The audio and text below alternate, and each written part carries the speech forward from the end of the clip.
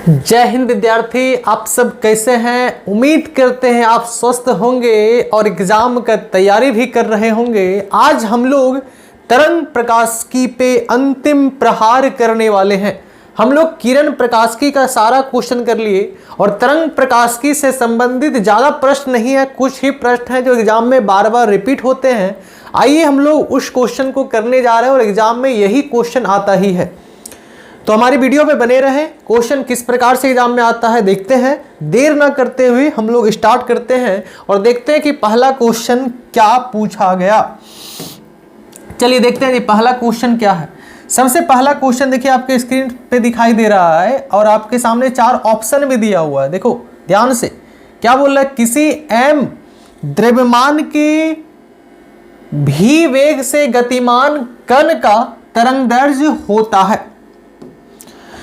4 option दिया हुआ है, लेमडा बराबर H B by H, lambda बराबर M B by H, lambda बराबर H by M B, lambda बराबर H into M B equal आगे है लेमडा बराबर M B by H square. तो देखिए एक साइंटिस्ट थे जिसका नाम था डी ब्रोगली। क्या नाम था भाई? De Broglie. उन्होंने एक समीकरण दिया और समीकरण क्या दिया समझिए ध्यान से। उन्होंने एक नियम दिया और नियम क्या था उनका कहना था कि लेमडा अर्थात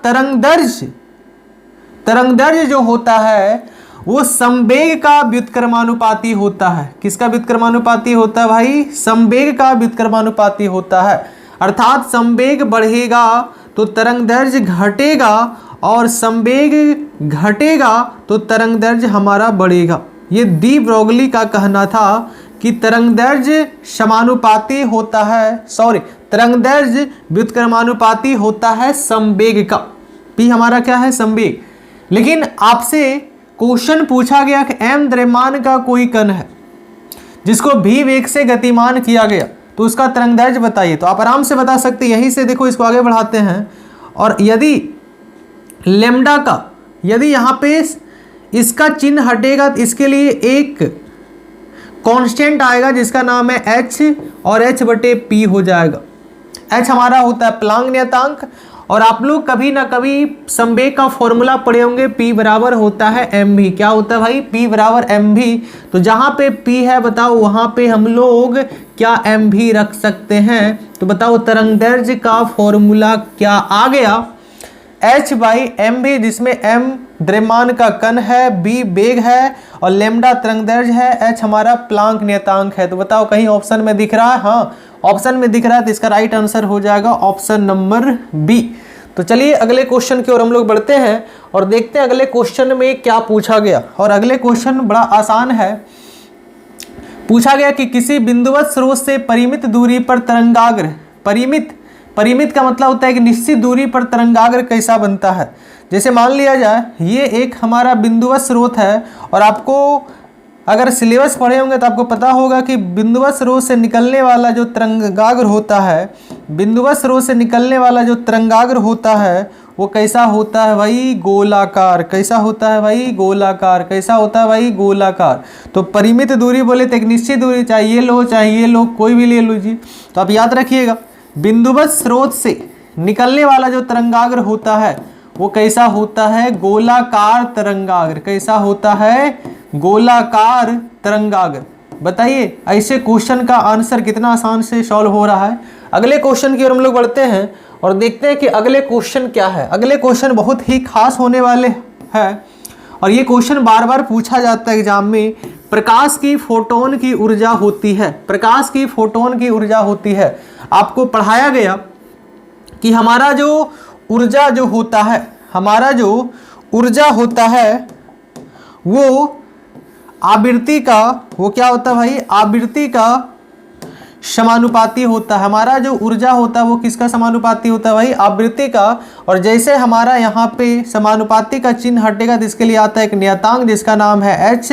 तो बताओ ई बराबर क्या निकलता है? H mu. तो याद रखिएगा ऑप्शन में आपको ये दिया रहेगा ई बराबर एच म्यू ऊर्जा का फॉर्मूला, या फिर म्यू का फॉर्मूला होता है अर्थात आवृत्ति का फॉर्मूला होता है वेग बटे लेमडा। क्या होता है भाई?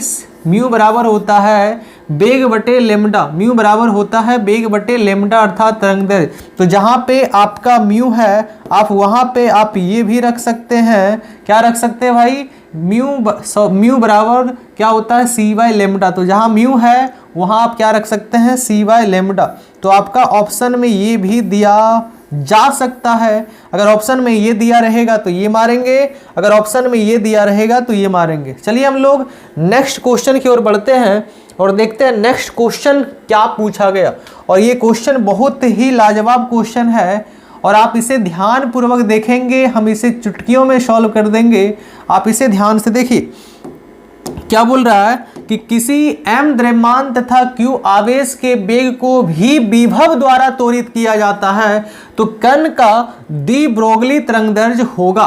कण का द्विब्रोगली तरंगदैर्घ्य होगा। अभी तो आपने पढ़ा था द्विब्रोगली तरंगदैर्घ्य में, जो आपने पढ़ा था वहां पे केवल और केवल जो संबंध था वो किसमें था भाई, विभव। यहाँ विभव नहीं है, यहाँ वेग में संबंध है, वेग और द्रव्यमान और तरंगदैर्घ्य में संबंध था। लेकिन इस बार हमारा वेग नहीं है, इस बार हमारा यहाँ पे ये भी हमारा विभव है। अगर विभव आवेश के अनुसार किसी भी कण का द्रव्यमान m दिया हुआ है तो उस कंडीशन में द्विब्रोगली तरंगदैर्घ्य का फॉर्मूला क्या होता है, आप लोग ध्यानपूर्वक देखेंगे और इसे हम लोग आसानी से सॉल्व कर पाएंगे। देखिए आप कभी ना कभी एक चीज फॉर्मूला पढ़े होंगे, यदि हम लोग देखो ध्यान से, यदि हम लोग किसी भी कण को, किसी भी m द्रव्यमान वाले कण को भी वेग दिया जाए तो बताओ उसका गतिज ऊर्जा क्या होता है, काइनेटिक एनर्जी क्या होता है भाई, हाफ mv², है ना। किसी भी m द्रव्यमान के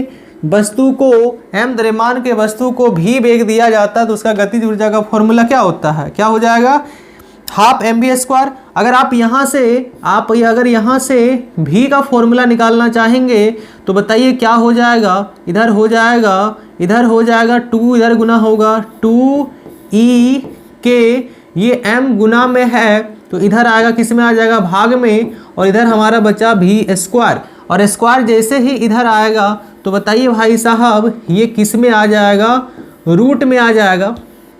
ये किस में आ जाएगा, रूट में आ जाएगा। तो क्या यहाँ पे लिखाएगा, रूट अंडर 2e के बाय m, ये किसका फॉर्मूला लिखा गया भैया, b का फॉर्मूला लिखा गया। फिर से देखो, किसी भी m द्रव्यमान के कण को अगर v वेग से गति किया जाता है तो काइनेटिक एनर्जी का फॉर्मूला था हाफ mv², क्रॉस गुना किए 2e के mv²। तो यहाँ से अगर v का मान निकालना चाहेंगे तो हो जाएगा 2e के बाय m। तो यहाँ से देखो v का फॉर्मूला ये निकला। अब देखिए एक फॉर्मूला आपने और पढ़ा था द्विब्रोगली तरंगदैर्घ्य के अनुसार, अभी जस्ट आपको बताया गया था द्विब्रोगली तरंगदैर्घ्य के अनुसार आप लोग जो फॉर्मूला पढ़े हैं वो क्या पढ़े हैं बताइए, लेमडा बराबर आप लोग पढ़े होंगे, h/mv। लेमडा बराबर क्या पढ़े भैया, h/mv पढ़े हैं। तो हम लोग क्या करेंगे, इस वाले v का मान यहाँ पे रखेंगे। चलिए ध्यान से देखो, रखते जाइए, इस वाले v का मान यहाँ पे रखेंगे। अगर v का मान आप यहाँ पे रखने का प्रयास कीजिएगा तो बताइए क्या आ जाएगा, ध्यानपूर्वक देखेंगे, ध्यानपूर्वक इसे देखेंगे। अगर v का मान यहाँ पे रख दिया जाए, इस v का मान यहाँ पे रखो तो बताओ v का मान क्या है, रूट अंडर 2e के बाय m।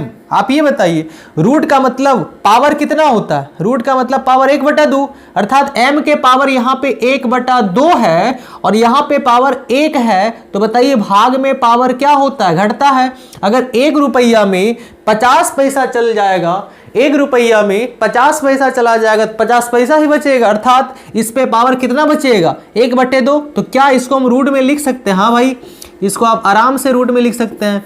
तो h बटे क्या हो जाएगा, h/2me। तो यहाँ पे ये ऑप्शन में नहीं दिया हुआ है। अभी एक फॉर्मूला आपको और बताते हैं, अगर आपको दिख रहा होगा तो इसको हम छोटा करने का प्रयास करते हैं, छोटा कर देते हैं ताकि आपको थोड़ा इसी बोर्ड पे आपको समझ में आ जाए, दूसरा बोर्ड में हमको कन्वर्ट ना करना पड़े। देखिए आप एक फॉर्मूला कभी ना कभी पढ़े होंगे, V बराबर W/Q। क्या पढ़े होंगे? V बराबर W/Q। V हमारा विभव है, W हमारा कार्य है और Q हमारा क्या है भैया? Q हमारा क्या है? आवेश है। तो बताइए कार्य को हम लोग ऊर्जा के बराबर लिख सकते हैं ना? कार्य को हम लोग ऊर्जा के बराबर लिख सकते हैं ना? तो जहां W था वहां हम लोग E लिखेंगे। तो बताइए अगर यहां से E का फॉर्मूला निकाला जाए तो E का फॉर्मूला क्या निकला? V/Q। क्या निकला? E का फॉर्मूला V/Q। तो जहां हमारे पास एनर्जी है वहां क्या V/Q रख सकते हैं? चलिए अब यहां पे V/Q रखेंगे। तो अगर आप V/Q रखेंगे तो बताइए हमारा फॉर्मूला क्या आ जाएगा? ध्यान से देखेंगे 2m और बताओ एनर्जी का फॉर्मूला क्या निकला? V/Q। तो ये हमारा एनर्जी है। तो यहाँ पे बताओ क्या लिख सकते हैं? V/Q। तो बताइए हमारे पास जो लेमडा का फॉर्मूला निकला क्या निकला? h/√2mVq। क्या ऑप्शन में कहीं दिया हुआ है? ये नहीं है, ये नहीं है, डी भी नहीं है। हाँ सी में देखो मिल रहा है, h भी मिल रहा है, √2 भी मिल रहा है, q भी मिल रहा है, m भी मिल रहा है। तो इसका राइट आंसर क्या हो जाएगा? सी। तो बताइए अगर आपको दिखाई दे रहा है तो आप सबसे पहले स्क्रीनशॉट ले लें। स्क्रीनशॉट ले लीजिए, हम इसे छोटा कर देते हैं। बहुत महत्वपूर्ण सवाल है, आप आराम से सॉल्व कर सकते हैं इसे। क्वेश्चन में किसी भी प्रकार से समस्या नहीं है, केवल कॉन्सेप्ट क्लियर होना चाहिए। तो अगर आपके पास ये कॉन्सेप्ट नहीं है तो हम आपको कॉन्सेप्ट दे रहे हैं, जल्दी से जल्दी सीखिए क्योंकि एग्जाम बहुत नजदीक आ चुका है। आइए अगले क्वेश्चन की ओर हम लोग बढ़ते हैं और देखते हैं अगले क्वेश्चन। अरे भाई यहाँ इसलिए छोड़ा गया ताकि हम यहाँ बनाते, कोई बात नहीं, उसी पे बन गया। चलिए अगले प्रश्न की ओर हम लोग बढ़ते हैं और देखते हैं क्या है अगला प्रश्न। देखिए हाइड्रोजन परमाणु में इलेक्ट्रॉन का न्यूनतम कोणीय संवेग होता है। देखिए एक वैज्ञानिक था, 11th में ये टॉपिक पढ़ाया गया था। नील बोर के अनुसार, किसके अनुसार भाई? नील बोर के अनुसार उनका कहना था किसी भी हाइड्रोजन परमाणु में इलेक्ट्रॉन का जो न्यूनतम वेग होता है, इलेक्ट्रॉन का न्यूनतम कोणीय संवेग जो होता है, इलेक्ट्रॉन का जो न्यूनतम कोणीय संवेग होता है वो बताइए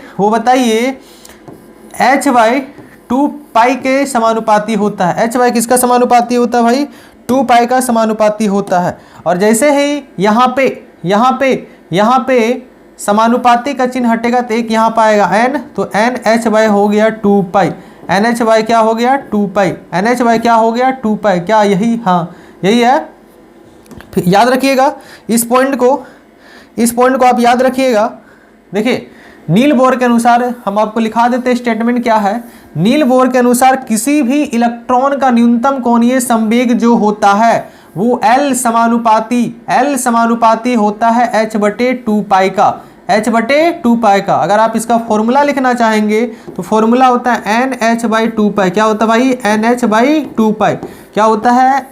तो NH/2π, जहाँ n हमारा होता है, ये n हमारा होता है नंबर बोले ऊर्जा की संख्या, h हमारा होता है प्लांक नियतांक, 2π तो कांस्टेंट आपको पता है। ऑप्शन में देखो क्या किया है, ऑप्शन में h/π दिया हुआ है, h/2π दिया हुआ है, h/π दिया हुआ है, 2πh दिया हुआ है। तो बताइए l जो होता है वो किसके समानुपाती होता है? h/2π का, और h/2π इसका राइट आंसर हो जाएगा। कितना आसान है बताइए, इसे फॉर्मूला को आप चुटकी में हल कर सकते हैं। अगले क्वेश्चन की ओर हम लोग बढ़ते हैं और अगले क्वेश्चन में पूछा गया व्यतिकरण फ्रिंज की चौड़ाई क्या है? बाप रे बाप, कितना अच्छा सवाल है। व्यतिकरण फ्रिंज का चौड़ाई सब लोग जानते होंगे, lambda capital D/d, lambda capital D/d, lambda capital D/d। चलिए अगले प्रश्न की ओर बढ़ते हैं। अगले प्रश्न में देखते हैं क्या पूछा गया। चलिए इसे छोटा करते हैं, अगर आपको नहीं दिखाई दे रहा है ध्यान पूर्वक पढ़े। ये क्वेश्चन पूछा गया है कि यंग के द्विछिद्र प्रयोग में छिद्र की चौड़ाई तथा पर्दे से छिद्रों की दूरी दोगुनी कर दी जाए, दोनों को दोगुनी कर दी जाए। अर्थात समझ रहे हैं बात को, लेमडा बराबर क्या होता है? सॉरी, फ्रिंज की चौड़ाई बराबर क्या होता है? फ्रिंज की चौड़ाई बीटा बराबर होता है लेमडा कैपिटल D/d। क्या होता है? Lambda capital D/d। क्या होता है भाई? Lambda capital D/d। यही होता है ना, एक बार हम देख लेते हैं, शायद यही होना चाहिए। हाँ यही होना चाहिए, एक बार देखना भी जरूरी है क्योंकि गलत बताना बिल्कुल सही नहीं है, गलत बताना बिल्कुल सही नहीं है। भाई कहाँ गया? एक बार बुक देखना पड़ेगा। बुक भाई कहाँ गया? बुक कहाँ गया भाई? हाँ मिल गया। मिल गया, देख लेते हैं, क्योंकि एक बार देखना जरूरी है, कहीं मिस्टेक ना हो जाए। मिस्टेक हो जाएगा तो दिक्कत है भाई, मिस्टेक नहीं होना चाहिए। कहाँ चला गया भाई? मिलो मिलो मिलो, अरे भैया जल्दी मिलो। व्यतिकरण फ्रिंज की चौड़ाई, व्यतिकरण फ्रिंज की चौड़ाई, मिल जाओ मिल जाओ मिल जाओ मिल जाओ, मिलो भाई। हाँ मिल गया, हाँ मिल गया, यही सही सही है, हम लोग सही लिखे हैं। देखो यहाँ पे क्या बोल रहा है कि यंग के द्विछिद्र प्रयोग में छिद्रों की चौड़ाई तथा पर्दे से छिद्रों की दूरी दोनों को दुगनी कर दी जाए। जैसे आपको पता होगा कि यंग के द्विछिद्र प्रयोग में यहाँ पे दो छिद्र था, और इन छिद्रों के बीच का दूरी हम लोग क्या लिए थे? Small D. और एक यहाँ पे पर्दा था, और इसके बीच का दूरी हम लोग क्या लिए थे? कैपिटल डी लिए थे ना, याद है कि भूल गए? तो क्या बोल रहा है? दोनों को दुगनी कर दी जाए तो तरंग की अर्थात फ्रिंजों की चौड़ाई क्या होगा? तो आप भाई साहब ये बताओ, अगर हम इसको भी दुगना कर देंगे, है ना, कैपिटल डी को भी दुगना कर देंगे और स्मॉल डी को भी दुगना कर देंगे, तो बताए क्या फर्क पड़ेगा? कोई फर्क पड़ेगा? फिर फ्रिंज की चौड़ाई तो वही आ जाएगा, lambda capital D by small D, lambda capital D by small D, कोई फर्क नहीं पड़ेगा। तो यहां लिखेंगे अपरिवर्तित रहेगा, क्योंकि दोनों को दुगना ही कर दिया गया। जब दोनों को दुगना करिएगा तो बताइए ये भी दुगना होगा, ये भी दुगना होगा, दोनों अनुपात में दोनों कट जाएगा। एक को अगर करते तो इफेक्ट पड़ जाता, अगर इसको बढ़ाते तो ये घटता, इसको घटाते तो ये बढ़ता, लेकिन अगर इसको बढ़ाते तो ये भी बढ़ता, क्योंकि इन दोनों में समानुपाती का संबंध है। अगले प्रश्न की ओर बढ़ता है, तो इस माध्यम में इसका तरंगदैर्घ्य क्या होगा? बड़ा आसानी से सॉल्व कर सकते हैं। पहले देखो डाटा क्या क्या दिया हुआ, इसको आप लिखिए। देखिए निर्वात में जो तरंगदैर्घ्य दिया हुआ, निर्वात को आप एयर के बराबर लिख सकते हैं। कितना मान दिया हुआ भाई? 6000 एंगस्ट्रम, और आपको पता है 1 एंगस्ट्रम का मान होता है 10 के पावर माइनस 10 मीटर। कितना हो जाएगा? 6000 गुना 10 के पावर माइनस 10 मीटर। और किसी भी माध्यम का जो अपवर्तनांक दिया हुआ है वो कितना दिया हुआ है? जिस माध्यम में प्रवेश किया उसका अपवर्तनांक कितना दिया हुआ है? एन एम बराबर लिख लेते हैं 1.5। तो जिस माध्यम में प्रवेश किया उस माध्यम में आपको निकालना है लेमडा एम का मान। किसका मान निकालना भाई? लेमडा एम का मान। किसका मान निकालना भाई? लेमडा एम का मान। तो देखो अभी आपने एक फॉर्मूला पढ़ा, और फॉर्मूला अगर पढ़ा होगा तो आप बताइए कि किसी भी माध्यम का वर्तनांक जो निकाला जाता है वो निर्वात में प्रकाश का वेग बटे उस माध्यम में प्रकाश का वेग, ये निकालते हैं। तो चलिए यहाँ से हम लोग को किसी भी माध्यम का वर्तनांक कितना दिया हुआ? 1.5 दिया हुआ है, और निर्वात में प्रकाश का वेग कितना होता है भाई? 3 गुना 10 के पावर 8 मीटर प्रति सेकेंड होता है। और यहाँ से हमारा भी एम मान निकल जाएगा। किसका मान निकल जाएगा? भी एम का। तो अगर आप क्रॉस गुना कीजिएगा तो बताओ भी एम का मान कितना आएगा? 3 गुना 10 के पावर 8 बटे कितना हो जाएगा? 1.5, दशमलव तोड़िए, यहाँ 10 हो जाएगा, 15 दूना 30। बताइए भी एम का मान कितना निकला? 2 गुना 10 के पावर 8 मीटर प्रति सेकेंड, अर्थात उस जिस माध्यम में लाइट प्रवेश किया उसमें वेग कितना है, यह है। और आपने एक फॉर्मूला और पढ़ा होगा, E बराबर पढ़े होंगे एच म्यू। E बराबर क्या पढ़े होंगे भाई? H mu. तो बताइए जहां हम लोग का म्यू होता है वहां हम लोग क्या लिखते हैं? C बटे लेमडा लिखते हैं। क्या लिखते हैं भाई? C बटे लेमडा। तो बताइए यहाँ से हम लोग जो फॉर्मूला देखे हैं, म्यू बराबर क्या लिख सकते हैं भाई? C by lambda. म्यू बराबर क्या लिख सकते हैं? C by lambda. म्यू बराबर क्या लिख सकते हैं? C by lambda. C by lambda. तो आइए सबसे पहले हम लोग म्यू निकालते हैं। जिस माध्यम में प्रवेश किया उसका आपका म्यू निकल सकता है। देखिए निर्वात में जो प्रकाश का वेग होता है वो कितना होता है भाई? निर्वात में प्रकाश का वेग होता है 3 गुना 10 के पावर 8। कितना होता है? 3 गुना 10 के पावर 8। कितना होता है भाई? 3 गुना 10 के पावर 8। और तरंगदैर्घ्य का मान कितना दिया हुआ है भाई? 6000 एंगस्ट्रम। 6000 एंगस्ट्रम। तो इसके पावर बताओ 10 के पावर कितना लिखेगा? माइनस 10। आप ये बताइए ऊपर जाएगा तो यहाँ पे 3 जीरो और यहाँ पे कितना जीरो? यहाँ पे 10 जीरो। तो बताओ -3 -10 और 3 कितना बचेगा? -7। और -7 जब ऊपर जाएगा बताइए हो जाएगा आपका यहाँ पे 3 गुना यहाँ पे बचेगा -7, ऊपर जाएगा तो बताइए ये प्लस में हो जाएगा 8 8 कितना हो जाएगा? 16। और 3 बटे हो जाएगा 6। कितना हो जाएगा? 6। 1 बटे यहाँ से निकालिए, 1/2 आया। म्यू बराबर आ गया 1/2 इंटू 10 के पावर 16 आ गया। इसका मान कितना आ जाएगा भाई? 0.05 आएगा। और 10 के पावर कितना होगा 16। अगर आप यहाँ पे दशमलव हटाइएगा तो आ जाएगा 16, ये 16 है ना, हाँ 8 8 16, 16 आ जाएगा 5 गुना 10 के पावर आ जाएगा 15। क्या आ जाएगा भाई 5 गुना 10 के पावर 15, 5 गुना 10 के पावर 15 आएगा। और आपने एक फॉर्मूला देखो पढ़ा होगा, यहाँ पे किसी भी माध्यम में, अगर किसी भी माध्यम में वेग जो होता है वो क्या होता है भाई, lambda M into F M के बराबर होता है। Lambda M into F M के बराबर होता है। एफ एम क्या होता है, एफ एम नहीं लिखेंगे तो यहाँ आप म्यू एम लिख सकते हैं। अर्थात किसी भी माध्यम में वेग जो होता है वो किसके बराबर होता है, तरंगदैर्घ्य और इंटू आवृत्ति का। तो हमको यहाँ निकालना लेमडा एम का मान, किसका एम निकालना भाई, लेमडा एम का मान। तो यहाँ पे हो जाएगा वी एम बटे म्यू एम, वी एम बटे क्या हो जाएगा भाई म्यू एम। तो बताओ वी एम हम लोग निकाल चुके, कितना निकाल रहे हैं 2 गुना 10 के पावर 8 मीटर प्रति सेकेंड। और वी एम का मान अभी जस्ट निकाले हैं 5 गुना 10 के पावर 15। इसको हल करके आप लिख दीजिएगा, जो भी राइट आंसर होगा वो आ जाएगा। तो ऐसे क्वेश्चन को आप आराम से सॉल्व कर सकते हैं, सिंपल फॉर्मूला याद होना चाहिए। अगले क्वेश्चन की ओर बढ़िए और अगले क्वेश्चन देखिए क्या पूछ रहा है, एक पतले फिल्म के रंग के कारण क्या है। तो इसका राइट आंसर हो जाएगा बेतीकरण। क्या हो जाएगा भाई, बेतीकरण। इसका राइट आंसर हो जाएगा भाई बेतीकरण। अगले प्रश्न की ओर बढ़ते हैं और देखते हैं अगले प्रश्न में क्या पूछा गया। ब्रूस्टर का नियम क्या है भाई, ब्रूस्टर का नियम होता है म्यू बराबर 10 IP। अर्थात स्पर्शज्या का ध्रुवन कोण किसके बराबर होता है, अपवर्तनांक के बराबर होता है। अगला क्वेश्चन की ओर बढ़ते हैं और अगला क्वेश्चन में क्या पूछा गया, ये क्वेश्चन तो और आसान है भाई। ध्रुवन कोण की स्पर्शज्या पदार्थ के अपवर्तनांक के बराबर होता है, क्या कहलाता है, क्या कहलाता है, क्या कहलाता है। ध्रुवन कोण की स्पर्शज्या पदार्थ के अपवर्तनांक के बराबर होता है। ध्रुवन कोण बोले तो IP, ध्रुवन कोण की स्पर्शज्या बोले तो 10 किसके बराबर होता है, अपवर्तनांक के बराबर। तो क्या कहलाता है, इसको हम लोग ध्रुवन नियम बोलते हैं। क्या बोलते हैं भाई, इसको क्या बोलते हैं, ब्रूस्टर का नियम। क्या बोलते हैं, क्या कहलाता है, ब्रूस्टर का नियम। यह कहलाता है ब्रूस्टर का नियम, ब्रूस्टर का नियम, क्योंकि इसके बारे में कौन बताया था, ब्रूस्टर साहब ने बताया था। अगला प्रश्न की ओर बढ़ते हैं और देखते हैं अगला प्रश्न क्या है।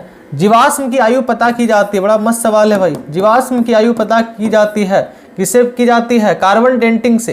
कार्बन डेटिंग से जीवाश्म की आयु पता किया जाता है, कार्बन डेटिंग से, कार्बन डेटिंग से। अगला सवाल है भाई, निम्नलिखित में किस भौतिक राशि का पुनर्वितरण प्रकाश का व्यतिकरण होता है, प्रकाश का व्यतिकरण होता है, प्रकाश का व्यतिकरण होगा। तो इसका राइट आंसर होगा तरंगदैर्घ्य। तो आपका तरंग प्रकाशिकी से इतना ही सवाल आ सकता है, इससे बाहर सवाल नहीं आएगा। तो मिलते हैं मॉडर्न फिजिक्स के साथ नेक्स्ट वीडियो में। जय हिंद, नमस्कार।